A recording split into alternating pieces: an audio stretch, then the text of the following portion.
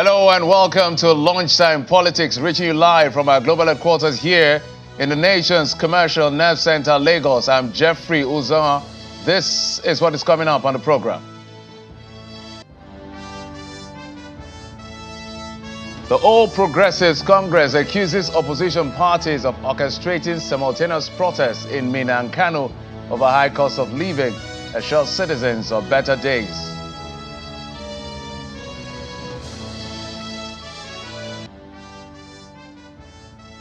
Economic and Financial Crimes Commission EFCC arrests Mr. Abubakar Sirika, younger brother of immediate past Minister of Aviation, for diversion of public funds and money laundering to the tune of 8 billion naira allegedly.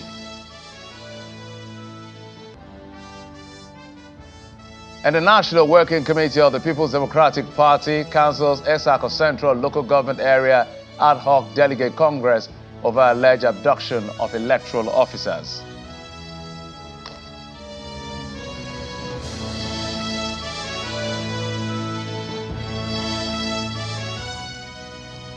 Thanks again for joining us on the program. Let's begin by telling you that a protest over the cost of living that rocked the cities of Minna and Kano on Monday is getting the reaction of the ruling All Progressives Congress APC, who are blaming it on the opposition parties aimed at portraying the Tinubu-led administration in bad light. That's how they say it.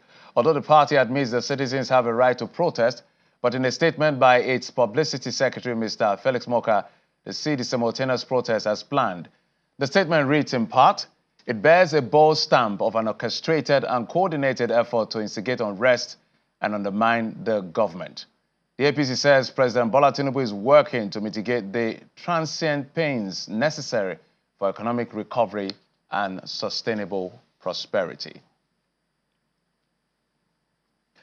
And away from that, 5 Port Harcourt-based men who were charged with terrorism offenses by the Inspector General of Police have been denied bail by Justice Mobolaji Olajuwon of the Federal High Court, Abuja.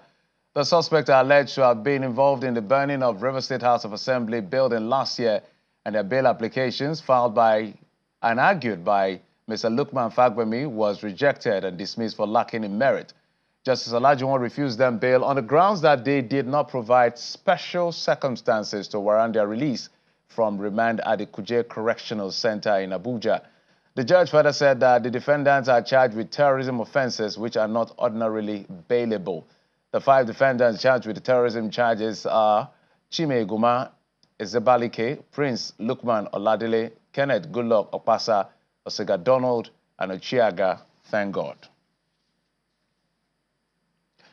And staying with issues around Rivers State, the rallies to celebrate the election victory of Governor Siminalayi Fubara at the Supreme Court has continued across the state, with supporters organizing street processions and open-air Thanksgiving services. A similar rally in Ahoda West local government area almost resulted in a crisis, as some youths said to be acting on the orders of the council chairman vandalized canopies and chairs at the initial venue set for the gathering. The program was moved to another location where the council chairman later appeared to clear the air on the allegations, while the rally was held successfully thereafter. The celebration of the Supreme Court victory of Governor Siminalayi Fubara of Rivers State is taking the shape of an open-air service in Ahoda West local government area, unlike in other areas where the supporters took to the streets.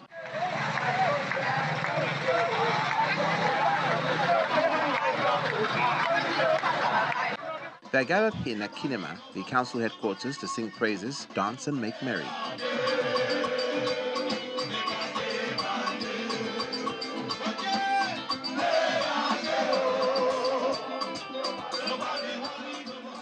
The event records an encouraging number of attendees, including past and serving lawmakers and commissioners, and the representative of the governor.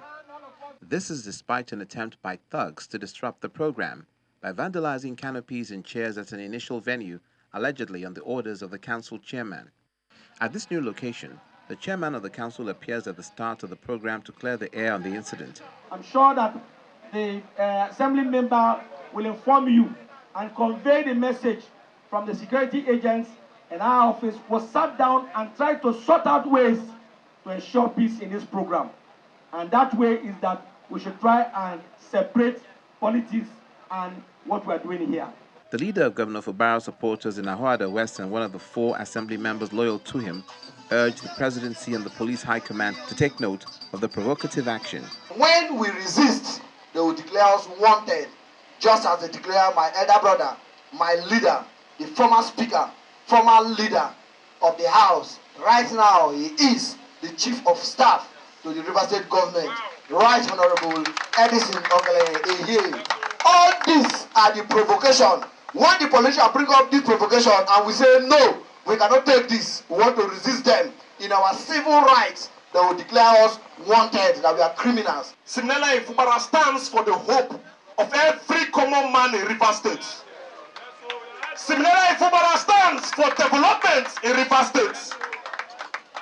Similarly, Fubara, whether you like it or yes, to the best of my knowledge, is one of the youngest governors that we've had in this state. And I think what we owe him is prayers. Governor Fubara's representative, a former chief whip of the State House of Assembly, advises the crowd not to be intimidated by rumors that they are to be suspended from the PDP, amongst other threats. They should know that we are not afraid. The only thing they want to use, as earlier said, is to intimidate us with security. They have written the names of leaders who are here, and some of you tagging us terrorists, murderers, and just for them to hide our faces.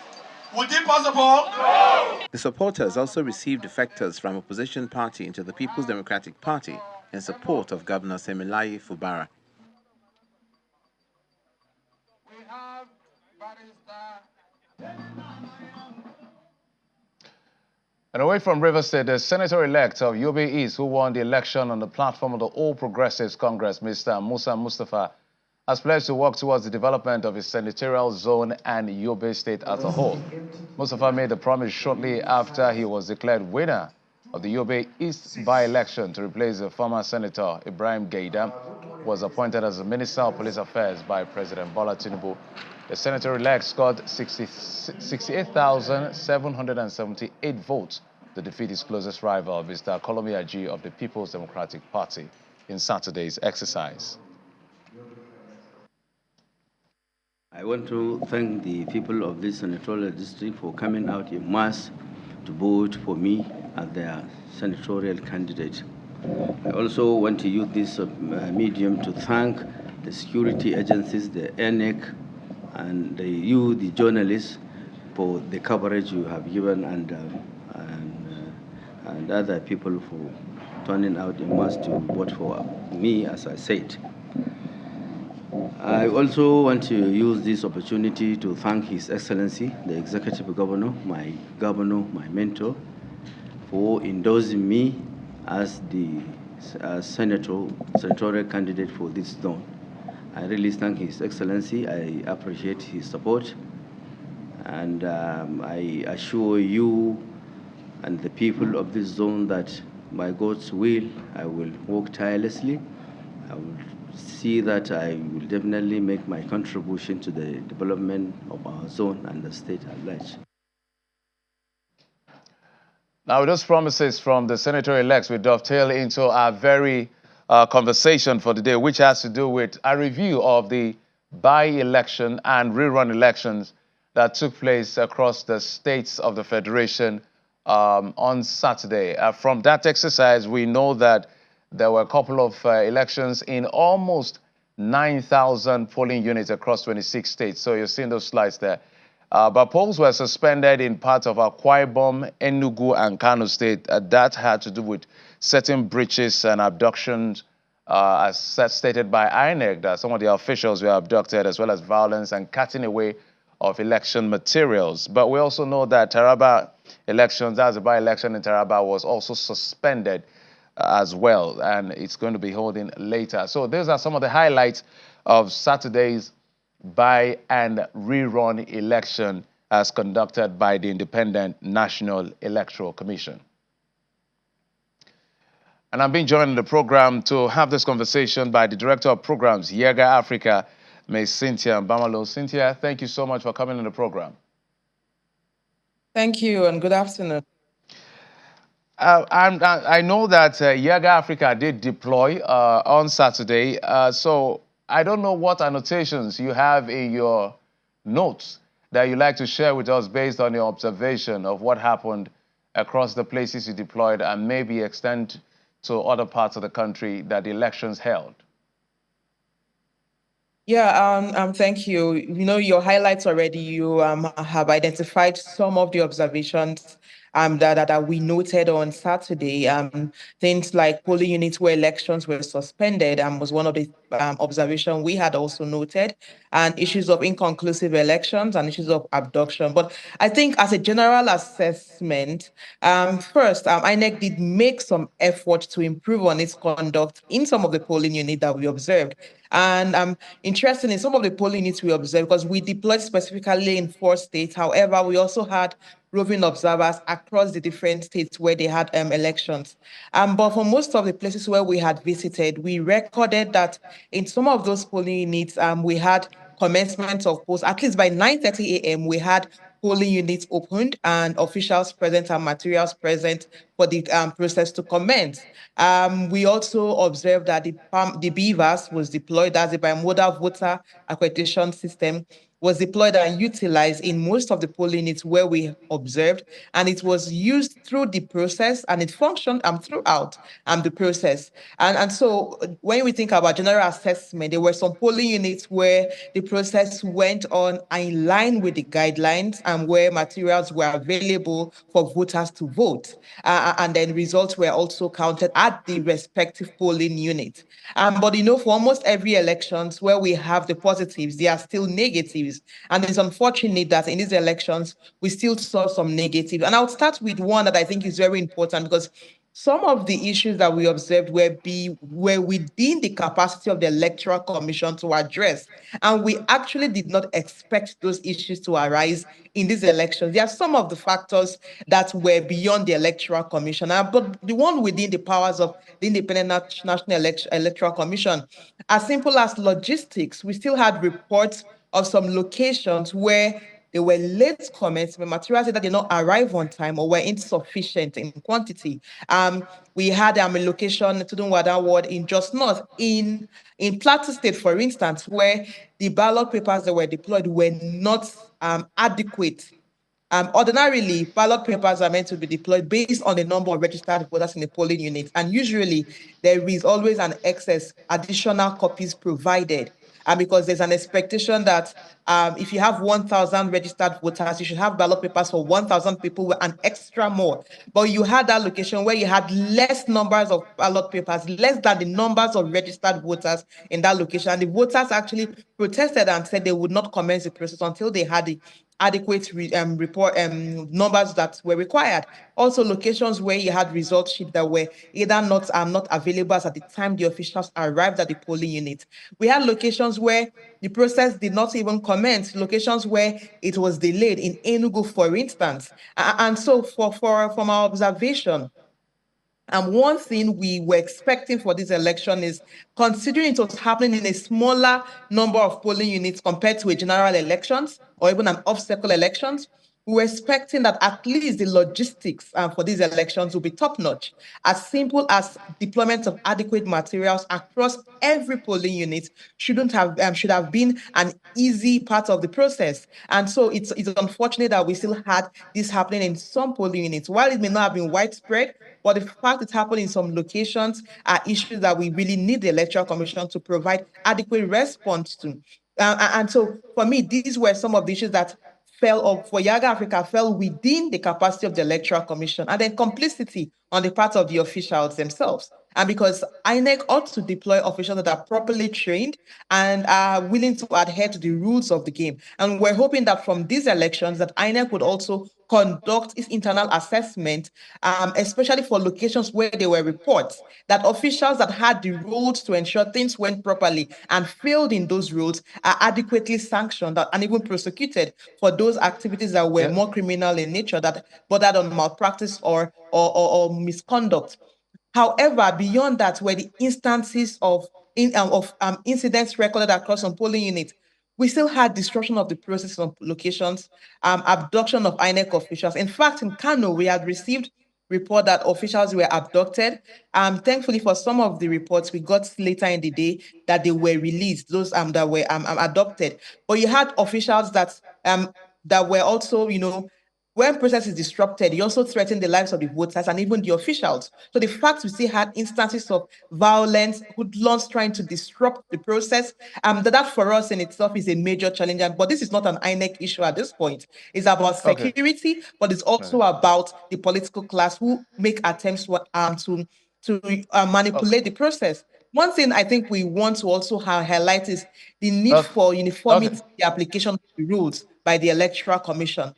Okay, there's a lot to unpack on all of this because of the constraints of time. So one is wondering, why would an official make basic mistakes, like the issue that you pointed out in Plateau, I think so, where you provide an insufficient number of ballot papers? Because even as journalists, we have data of how many people registered in that polling unit, how many people collected their PVCs.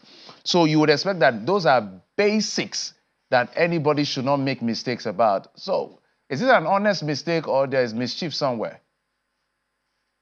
Well, it could be two things. One, it could be mischief, which sometimes that's one of our assessment is possibly a mischief on the part of some officials. It's almost like the case of pre-filled result sheet that we are seeing in Kogi last time.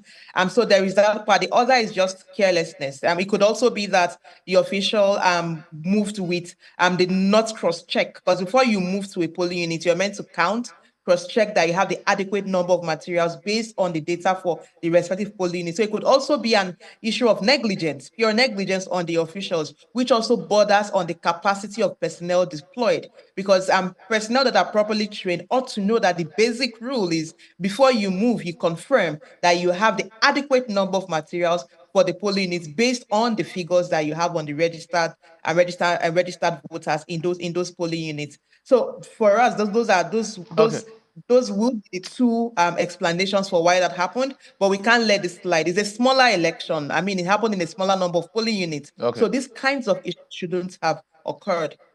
So there are some things in the playbook of mischievous political class, or the politicians who are mischievous in their ways, which I think we saw in one particular polling unit. I can't remember exactly.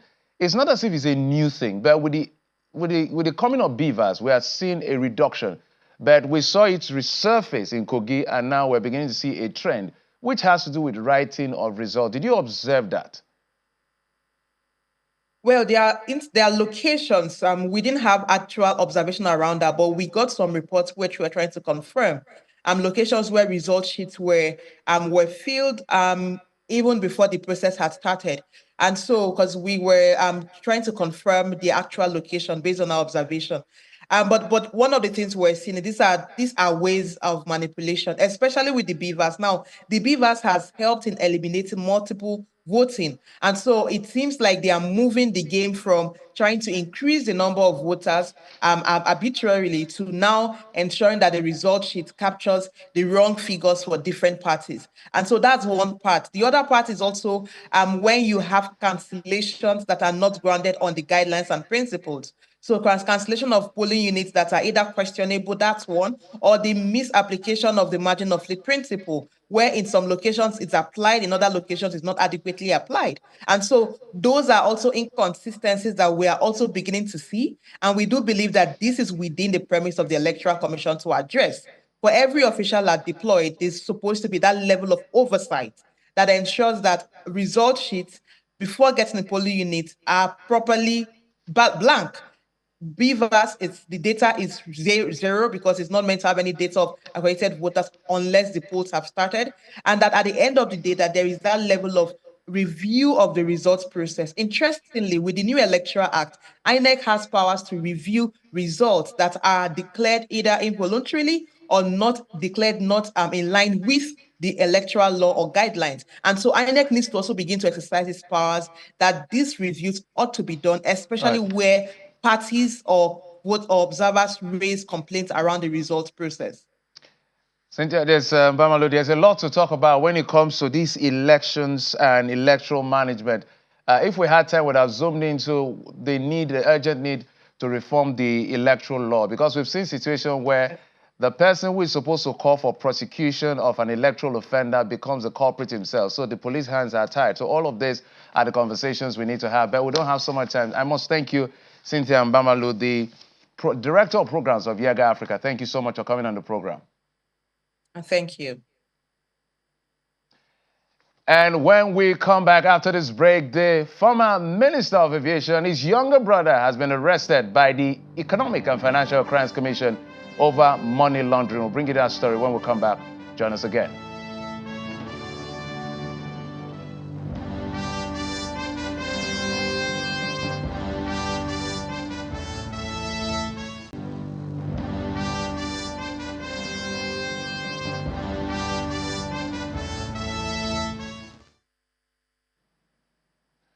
Welcome back. The Economic and Financial Crimes Commission have arrested Mr. Abubakar Sirika, younger brother of the former Minister of Aviation, Mr. Hadi Sirika, over alleged money laundering of about 8 billion naira. The arrest follows the Commission's investigation of activities of the Ministry of Aviation for, amongst other things, conspiracy, abuse of office, diversion of public funds, contract inflation, and criminal breach of trust during the time of his older brother or elder sibling, Hadi Sirika. In a statement by the EFCC, the sum, according to the Anti-Graft Commission, is for 4 aviation contracts from the former minister to a company known as Ingenious Nigeria Limited, owned by his younger brother. Apart from being listed as the company's MD CEO, Abubakar is the sole signatory to the company's 2 accounts domiciled in 2 commercial banks. It further alleges that the former minister paid out 3 billion naira to his younger brother's company, who, upon the receipt of the payment, transferred it to a different company or different companies and individuals, and there's no trace of work done on any of the contract items till date.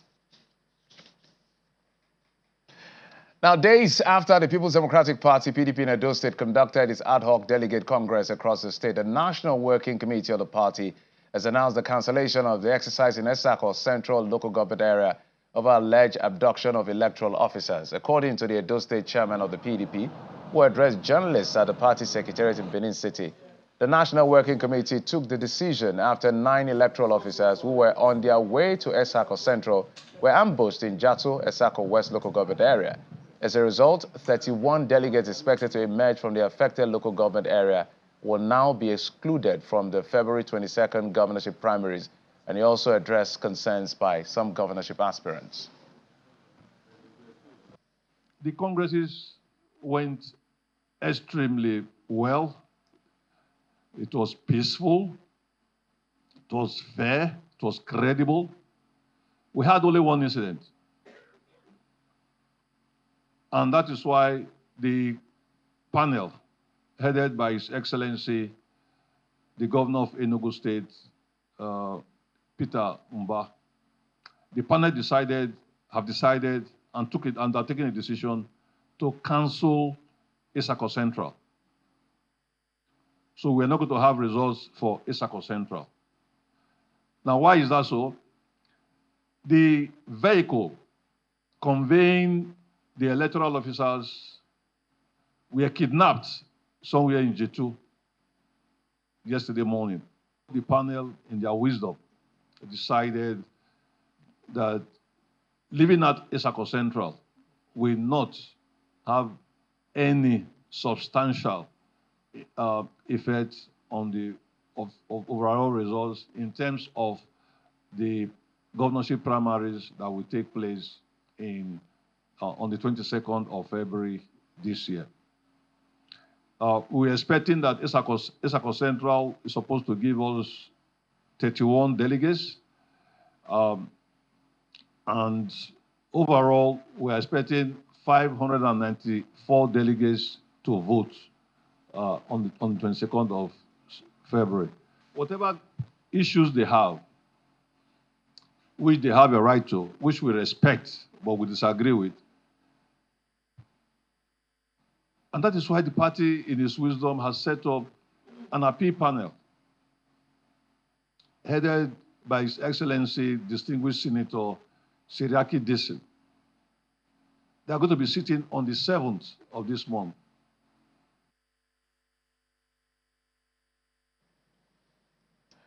And the governorship aspirant on the platform of the Labour Party in Edo State, Mr. Olumide Akpata, says he believes he can make a positive change in the state if given the ticket to run for the governorship seat. While speaking on our political program, Mr. Akpata says governance is not rocket science and should be focused on meeting the needs of people at all times. Comes a time in one's life when you have to take a stand and say, listen, I want to be part of the solution. I actually put out a statement when I picked up my party card, and I said to the nation that I was tired of being a complainant or complaining. You know, I thought that I should take a step, and it is in our enlightened self-interest to do that. You know, take a step and come out and try very hard to see if I can be part of the solution. And when I surveyed the field, I found a party that I thought gave expression to my own objectives, or that tallied with my own objectives. And then I thought, why not go home and start at home, Edo State? You run government, not like a coven. You run government because it's the government that belongs to the people. You let them know what you're doing and let them understand why you're doing it because they matter. Democracy is about the people. I beg to differ. It is not that difficult. We are the ones who make governance appear like rocket science, appear like some kind of sorcery. It is not. You can continue to count your money, right? But if there's no country left for you to live in, where will you spend your money? Like I said, it is in our enlightened self-interest to take more than a passing interest in how we are governed and to ensure that we are counted amongst those who make policy. And just before we go, stories we're tracking and following, we understand this is just coming in that the private security firm Tantita Security Services has intercepted yet another vessel in the Niger Delta region. Tantita Security have intercepted another vessel in the Niger Delta region. We'll bring you that in our next bulletin. Thank you so much for your time and company. I'm Jeffrey Ozama. You've been served on Lunchtime Politics.